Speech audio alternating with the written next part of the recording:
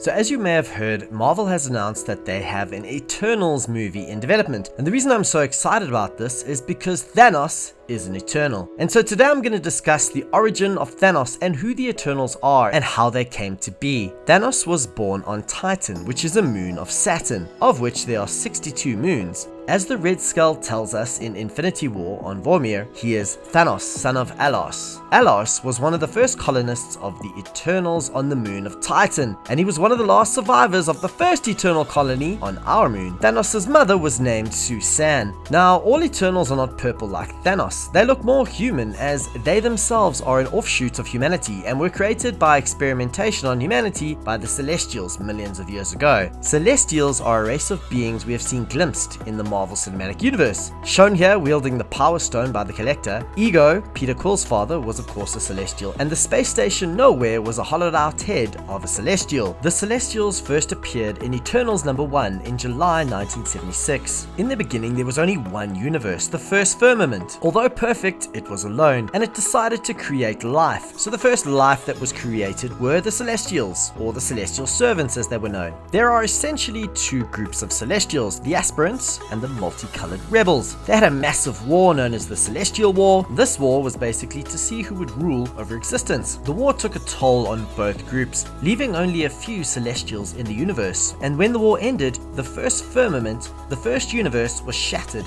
into pieces, giving rise to hundreds of new universes. In other words, the first multiverse. So as you can see, the Celestials are always seen wearing armor, and in fact no one has actually seen a Celestial without armor. And there is a theory that the Celestials only exist in hyperspace, and that their armors are simply channels which allow them to interact in our reality. So anyway, the Celestials experimented on humans millions of years ago, and this gave rise to two races, the Eternals and the Deviants. The Deviants were created by a Celestial known as Zoran the Tester, and the Eternals were created by Nazar the Calculator, this blue fellow over here. Oneg the Prober, no jokes, also experimented on some humans, but instead of changing their gene structure immediately, he gave them a latent gene, whose function would not be known for untold millennia. Of course, we now know that that third experiment gave us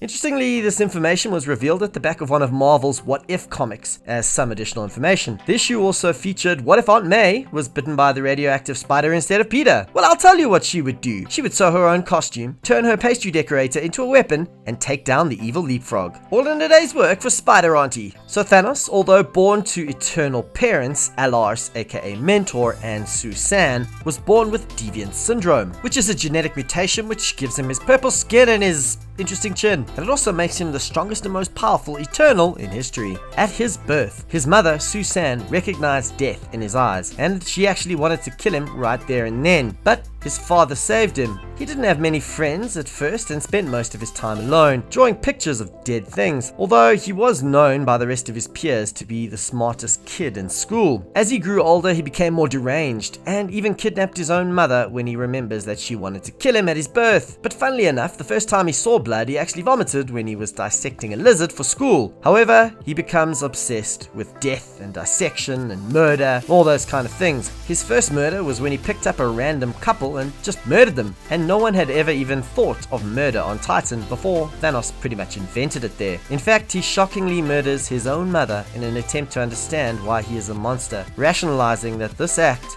will cut the monster out. It's pretty sick. And it was on that day that Thanos murdered his mother that he disappeared from Titan and started to live on the outer rim of the galaxy, pretty much just being a pirate, murderer, and overall scumbag. I'll spare you some of the details. But all this time, even as a boy, he had been conversing with this girl that he thought was from school, who encouraged him at first to kill. And then it turns out that this girl, now a woman, was actually Lady Death, who had been influencing him all along. And he has this Gaius Baltar from Battlestar Galactica moment when he realizes that only he can see Lady Death. Thanos at first is pretty freaked out, but he says something to the effect of, "Will you love me no matter how much I kill?" And she says yes, and then it's love.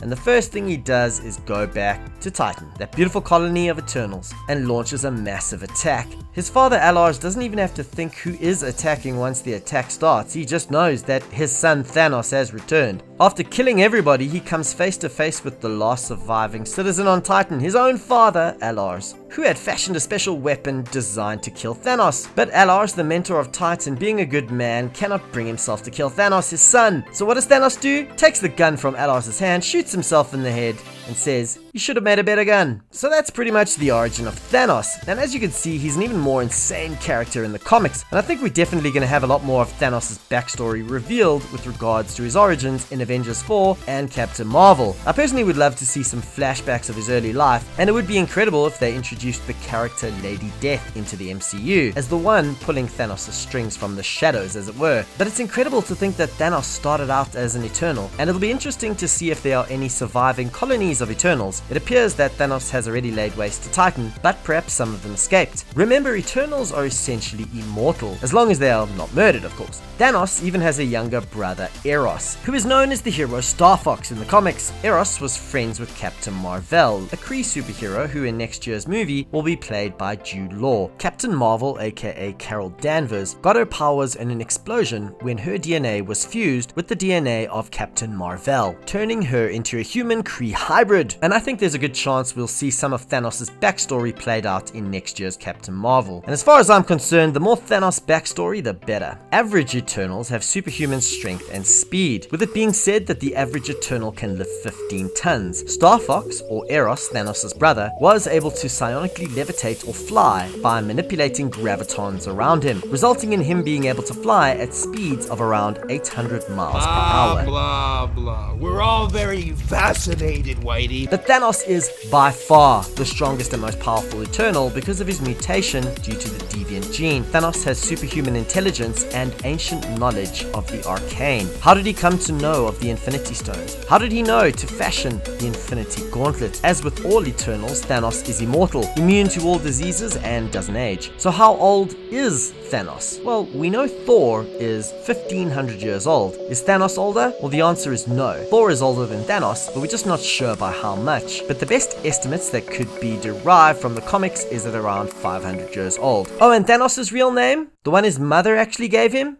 Dione. Yep, Dione. Friggin' Dione. Can you believe it? No wonder Doctor Strange says you look more like a Thanos. You really do look more like a Thanos. You're not a Dione. So do you think Thanos is going to show up in Captain Mar-Vell? Do you think the movies are going to flash back to Titan and show Thanos as a baby? And are you excited about the Eternals movie? Hope you enjoyed this video. If you did, please like it and then share it. And please subscribe to the channel and enable notifications to make sure that you don't miss out on any crafty media content. Thanks a lot for watching. Cheers for now.